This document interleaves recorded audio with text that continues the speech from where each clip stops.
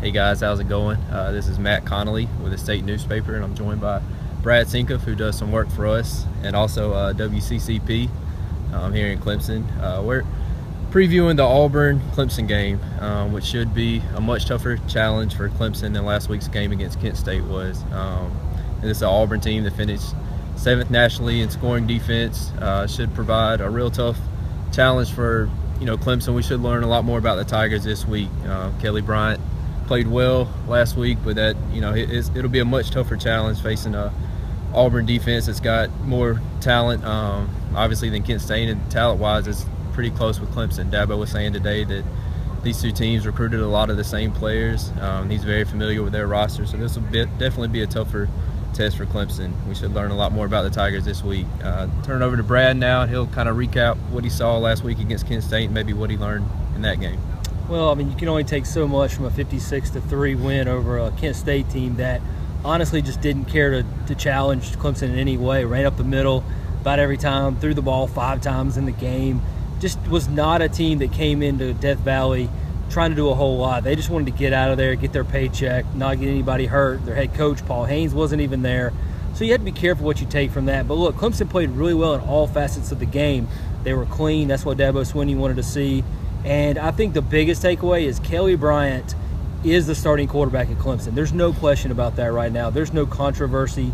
I'm pretty confident in saying that Kelly Bryant's going to start a lot more games for Clemson at this rate. He looked like the starting quarterback when they came out on the field. So that's probably the biggest takeaway. And the fact that Clemson just played a bunch of young guys, got a lot of guys experience, something that, really can pay off down the road. Last fall, this time last year, they played Auburn in the opener down there in the Plains, and they didn't get a lot of guys playing time.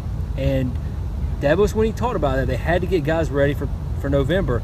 I think they helped themselves out and got ready for what's going to be a much, much bigger test in Auburn. We'll see if guys like running back Travis Etienne can get in and do what they did. Because if they can, and Dabo Swinney said this, if they can be that consistent every week, this is going to be a really good team, no matter who the opponent is.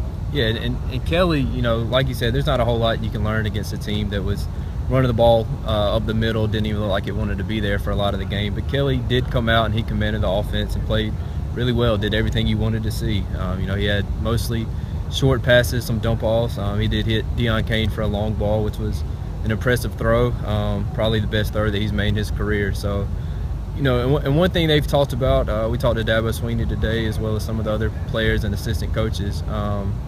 Clemson beat Auburn last year. They won the game, but at the same time, they weren't nearly as sharp as they wanted to be.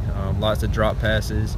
They didn't execute as well as they did later on in the season once offense kind of got rolling. So they were happy with the way that they played this last week, even though it was against a Kent State team that was overmatched. They just felt like they were clean. They didn't have some of the penalties and that kind of stuff that maybe teams have early on in the year.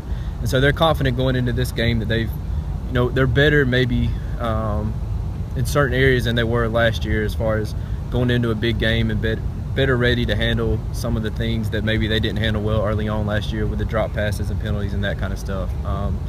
So my prediction for the game, I think it's going to be a close game, a lower scoring game. I think Auburn's defense is really tough, and Clemson's defense playing here at home has just been tremendous over the past few years, and obviously a lot of talent back from last year. So I think Clemson's going to win a lower scoring game, maybe 25-21, something like that. Brad, what do you think? Well, I think obviously Clemson's offense versus Auburn's defense gets a lot of play, but I want to see what Clemson's defense does against this Auburn attack. It's going to challenge them in ways that Kent State never could. Cameron Petaway is one of the best running backs in the entire SEC, and he didn't even play last week for Auburn in their 41-6 win over Georgia Southern. So Clemson's going to get a look at him. They didn't face him last year. He did not play in that game. Kerryon Johnson is the edge guy. He's going to try to challenge Clemson, force those defensive ends to set the edge.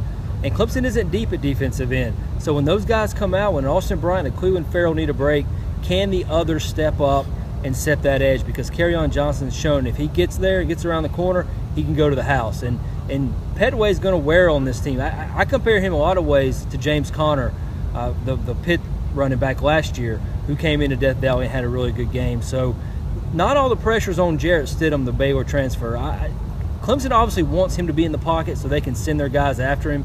But this is a Gus Malzahn offense. It's going to be interesting to see how Chip Lindsey kind of schemes around the big two guys in the middle with Dexter Lawrence and Christian Wilkins, and try to force Clemson to get out and cover some space. We'll see how well they can do it. Ultimately, I think they're going to do okay at that. I think they'll find a way to hold Auburn probably under 3 touchdowns. I'm thinking this is like a 24-20 type game, probably under the number. Clemson finds a way to win this one thanks to the home crowd and the night atmosphere, because this team's really good at home.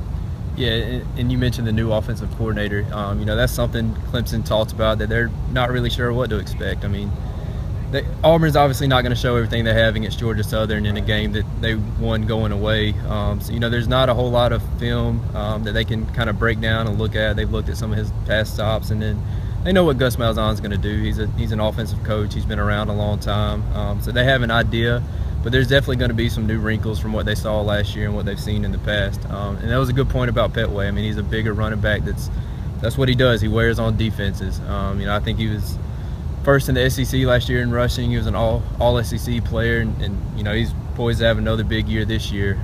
And as you mentioned, he didn't have a carry against Clemson last year, so this will be the first time they see him. So, and Auburn has a good offensive line. They do. That's going to be you would think it wouldn't be a huge challenge considering Clemson's defensive line is so good, but it affects the entire defense for Clemson going against that O-line. Yeah, Austin Bryant and Cleveland Farrell obviously have to play well, but some guys behind them, the defensive end, where there's still depth concerns for Clemson, will have to play well as well. So we'll be here Saturday providing more coverage, and thanks for tuning in. We'll talk to you guys soon. See ya.